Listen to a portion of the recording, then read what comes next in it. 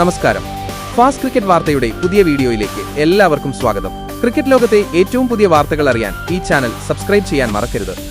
ഓസ്ട്രേലിയക്കെതിരായ വരാനിരിക്കുന്ന ഏകദിന ODI T20 പരമ്പരകൾക്കുള്ള ഇന്ത്യൻ ടീമിനെ board of control for cricket in India BCCI പ്രഖ്യാപിച്ചു.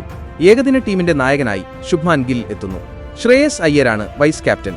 രോഹിത് ശർമ്മയെ ഏകദിന നായകസ്ഥാനത്തുനിന്ന് ഒഴിവാക്കിയെങ്കിലും വിരാട് കോഹ്ലിക്കൊപ്പം ടീമിൽ ഉൾപ്പെടുത്തിയിട്ടുണ്ട്. ഏകദിന ടീം പ്രഖ്യാപനത്തിലെ ഒരു അപ്രതീക്ഷിത തീരുമാനം സഞ്ജു സാംസന്റെ അഭാവമാണ്. മികച്ച ഏകദിന റെക്കോർഡുണ്ടായിട്ടും രാഹുലിനൊപ്പമുള്ള രണ്ടാമത്തെ വിക്കറ്റ് കീപ്പറായി ധ്രുവ് ജുറേലിനെയാണ് സെലക്ടർമാർ തെരഞ്ഞെടുത്തത്. ടെസ്റ്റിലെ മികച്ച പ്രകടനത്തിലൂടെ ശ്രദ്ധേയനായ ജുറേൽ ഏകദിനത്തിൽ അരങ്ങേറ്റം കുറിച്ചിട്ടില്ല.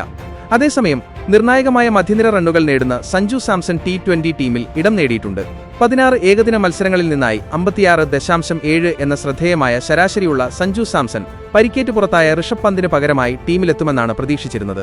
എന്നാൽ മുഖ്യ സെലക്ടർ അജിത് അഗാർക്കറുടെ നേതൃത്വത്തിലുള്ള സെലക്ഷൻ കമ്മിറ്റി ജുറേലിന് അവസരം നൽകാൻ തീരുമാനിക്കുകയായിരുന്നു.